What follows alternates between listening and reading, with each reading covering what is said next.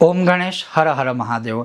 11 सितंबर महाभरणी नक्षत्र के श्राद्ध के विषय में तो आपने सुन लिया, लेकिन और एक रहस्य ऐसा है जो शायद कम लोग जानते होंगे, या शायद जानते हैं तो अच्छी भी बात है, और ना कुछ कर पाए उससे बहुत ही अच्छा महत्व और एक रहस्य आज मैं आपको सुनाने वाला हूं, जो करने मात्र से ही क्या होता है वह आज हम बात करेंगे। अगर आपको यह विषय वीडियो पसंद आए, लाइक करें, शेयर करें, चैनल पर नए हो तो सब्सक्राइब करें।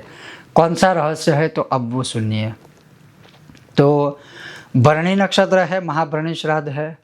अब भरणी नक्षत्र के देवता कौन है तो यमराज है, और वायु पुराण आदि से लेकर के बहुत सारे ग्रंथों में लिखा है कि जिस जगह पर, जिस घर में भगवान विष्णु को आंवले का भोग लगाया जाए, या विशेष रूप से जब भरणी नक्षत्र हो, और भरणी नक्षत्र में वो भी जब श्राद्ध हो या श्राद्ध किया जाए, उस दिन या उस समय, चाहे किसी भी समय में भरणी नक्षत्र में, अगर आपने भगवान विष्णु को उस दिन आंवले का भोग लगाया, जैसे मानिए सूखा आंवला हो, या फ्रेश हरा आंवला हो, या आंवले का मुरब्बा हो, या आंवले से बना कोई भोजन या द्रव्य हो, उस दिन विष्णु भगवान या शालिग्राम भगवान के सामने एक गौ माता के घी का दिया प्रज्वलित करें, थोड़े आंवले भगवान को भोग लगाइए, दोनों हाथों से नमस्कार कीजिए, भगवान को प्रार्थना कीजिए कि आज यह महाभरणी श्राद्ध है, महाभरणी नक्षत्र है, अर्थात भरणी नक्षत्र है जिनके देवता यम है,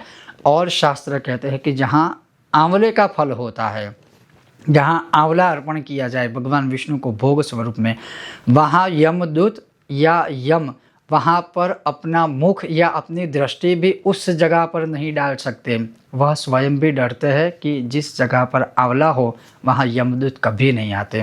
तो कहने का तात्पर्य है कि इस महाभरणी नक्षत्र के दिन आप अपने घर में भगवान विष्णु के सामने, भगवान शालिग्राम के सामने आंवले का भोग लगाइए। जैसे मैंने कहा, हरा मिले तो हरा, सूखा मिले तो सूखा, या मुरब्बा मिले तो मुरब्बा, या आंवले से बना कोई द्रव्य हो तो वह।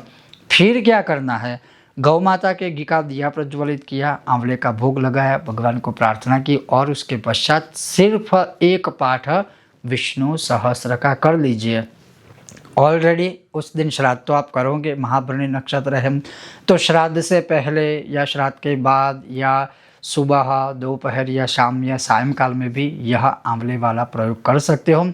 बाद में वह जो आंवला है वह प्रसाद के रूप में आप धारण कर सकते हो। यह हो गया एक रहस्य। दूसरा रहस्य क्या है, जब आप प्रातः काल स्नान करते हो उस समय पर आंवले का चूर्ण या सूखा आंवला पानी में डालकर फिर स्नान करें। आपके शारीरिक रूप से अनजाने में जो भी पाप हुए हैं उसका प्रायश्चित तत्क्षण मात्र ही उस दिन हो जाएगा। फिर आप शुद्ध जल से स्नान कर लीजिए। उसी प्रकार से उस दिन अगर आप आंवले का या आंवले का मुरब्बा का, या जैसे मैंने कहा कि आंवले से बनी कोई चीज़ हो, जो भी हो, मूल हमारा आंवला है, आंवले का उस दिन आप आंवले का किसी ब्राह्मण देवता को दान भी करते हो, तो वह दान एक साइड ऐसा मानिए कि एक साइड आप सुवर्ण का दान कर रहे हो और एक साइड आंवले का दान कर रहे हो। उस सुवर्ण दान से भी अधिक महान पुण्य फल देगा सिर्फ एक आंवले का दान। तो इस दिन आंवले का दान अवश्य किसी ब्राह्मण देवता को, या जो भी आपको उचित लगे उस जगह पर आप दे सकते हो। तो आंवले का दान, आंवले का स्नान, आंवले का भोग अर्थात प्रसाद, और एक विष्णु सहस्त्र का पाठ, और गौ माता के घी का दिया, सिर्फ इतना करने मात्र से आपके पितरों को सद्गति प्राप्त होगी।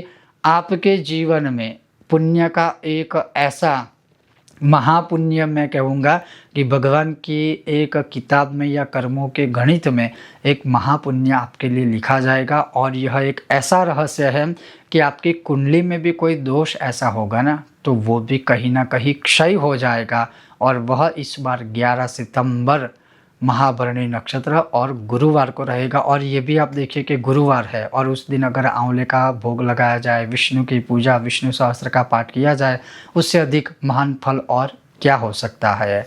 ओम गणेश हर हर महादेव।